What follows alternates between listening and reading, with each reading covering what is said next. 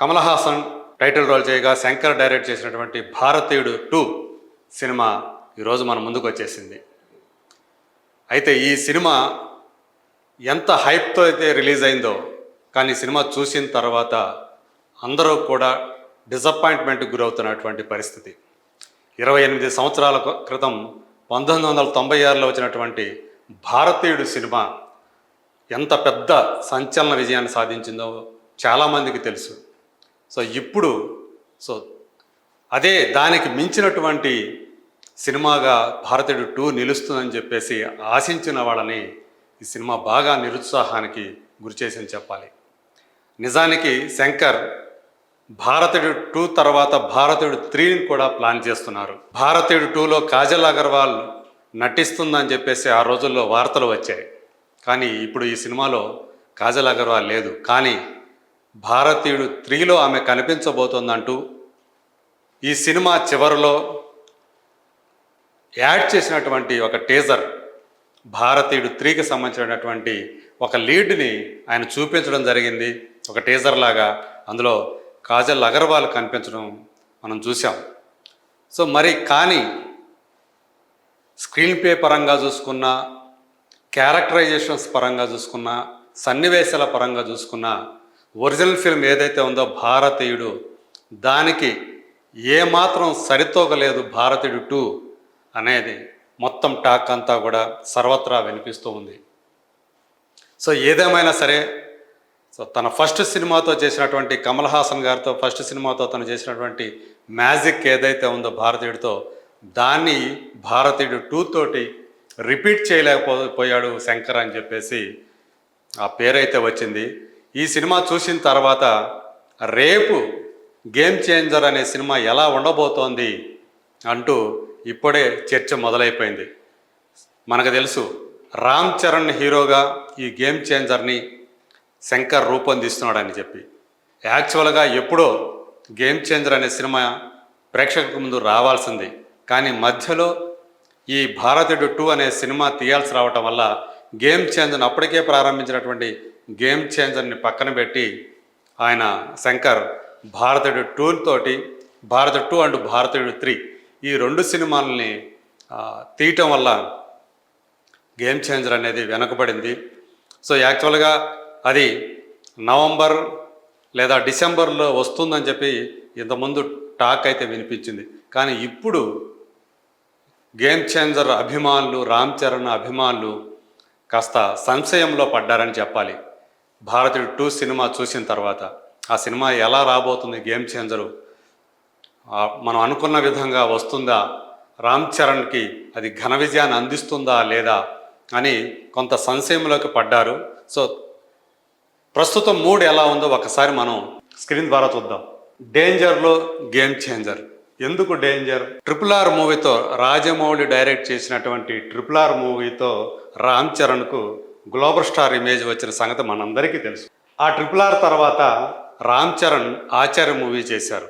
కానీ ఆచార్య box office దగ్గర పెద్ద డిజాస్టర్గా నిలిచింది. అందులో రామ్ చరణ్ తండ్రి మెగాస్టార్ చిరంజీవి టైటిల్ రోల్ పోషిస్తే రామ్ చరణ్ ఒక అరగంట సేపు కనిపించే ఒక ప్రత్యేకమైన పాత్రలో ఆయన మనకు కనిపించారు. దాని తర్వాత ఆచార్య తర్వాత రామ్ చరణ్ శంకర్ డైరెక్షన్లో గేమ్ చేంజర్ అనే సినిమాని మొదలుపెట్టారు. దీనికి దిల్ రాజు ప్రొడ్యూసర్. ఇప్పుడు ఈ మధ్యలో మళ్ళీ శంకర్ ఆ గేమ్ చేంజర్ని పక్కన పెట్టి ఈ భారతీయుడు 2 ఈ సినిమాని తీసుకొచ్చారు. యాక్చువల్గా గేమ్ చేంజర్ కంటే ముందు భారతీయుడు 2 ప్రారంభమైంది, షూటింగ్ ప్రారంభమైంది.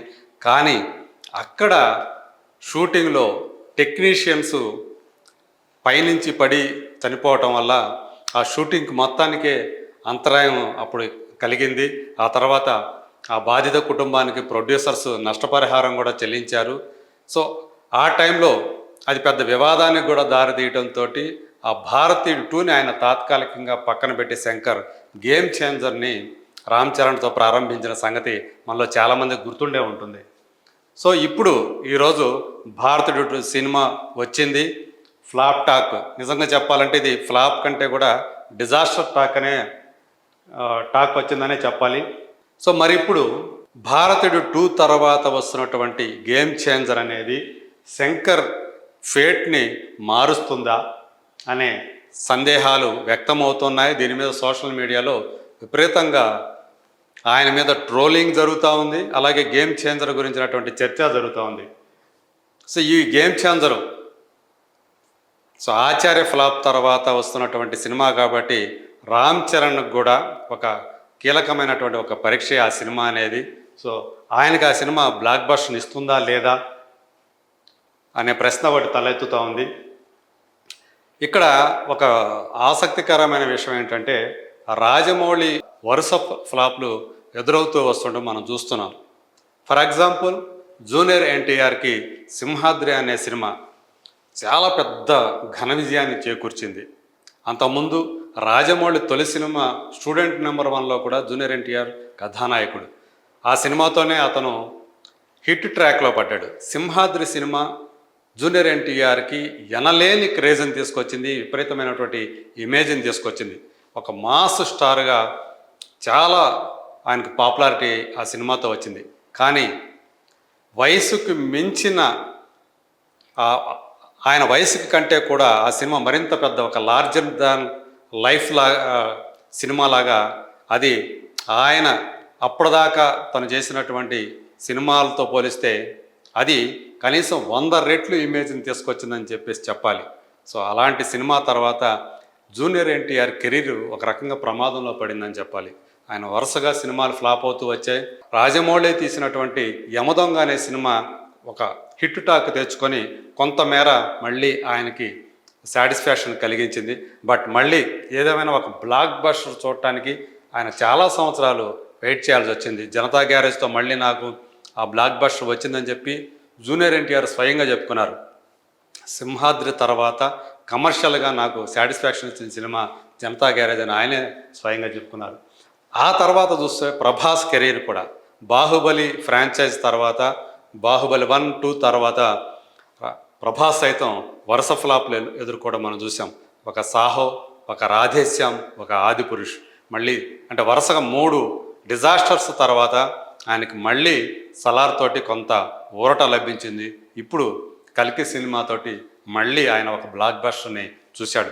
ఈవెన్ దో అప్పటికే అది ఆంధ్రప్రదేశ్లో ఇంకా బ్రేక్ ఈవెన్ కాలేదనే సంగతి ఇక్కడ మనం గుర్తుంచుకోవాలి. సో ఇప్పుడు RRR అనే సినిమా తర్వాత ఈయన చేసినటువంటి ఆచార్య ఫ్లాప్ అవటం, మళ్ళీ అది సేమ్ అదే ఫేట్ని మళ్ళీ కంటిన్యూ చేస్తూ ఉందా అనే ఒక చర్చ ఇప్పుడు నడుస్తుంది. యాక్చువల్గా మన సినిమా ఇండస్ట్రీ అంతా కూడా సెంటిమెంట్ల మీద ఆధారపడి నడిచే సినిమా.